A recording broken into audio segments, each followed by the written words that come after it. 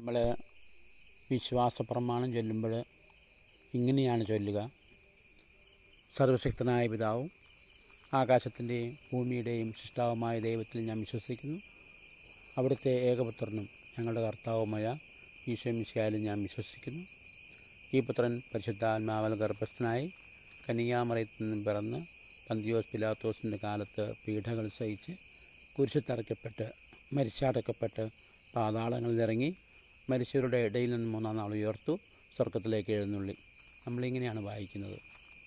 അപ്പോൾ ഈശോ പിലാത്തോസിൻ്റെ കാലത്ത് പീഡകൾ സഹിച്ചു കുരിശിൽ തറയ്ക്കപ്പെട്ടു മരിച്ച് അടക്കപ്പെട്ടു.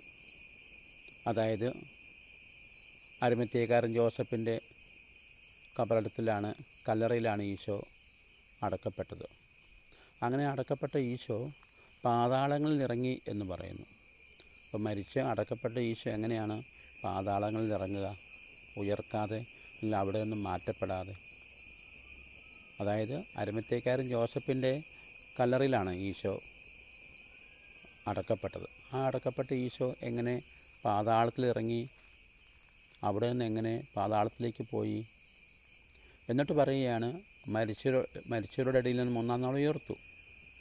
അപ്പോൾ അരിമത്ഥ്യക്കാരൻ ജോസഫിൻ്റെ കല്ലറയിൽ നിന്ന് ഉയർത്തു എന്നല്ല പറയുക, മരിച്ചവരുടെ ഇടയിൽ നിന്ന് മൂന്നാം നാൾ ഉയർത്തു, അതായത് പാതാളത്തിൽ നിന്ന് ഉയർത്തു എന്നാണ് പറയുക. അപ്പോൾ ഈശോ ശരിക്കും എവിടെ നിന്നാണ് ഉയർത്തത്? മരിച്ചവരുടെ ഇടയിൽ നിന്നാണ് ഉയർത്തതെങ്കിൽ പാതാളത്തിൽ നിന്നാണ് ഉയർത്തത്.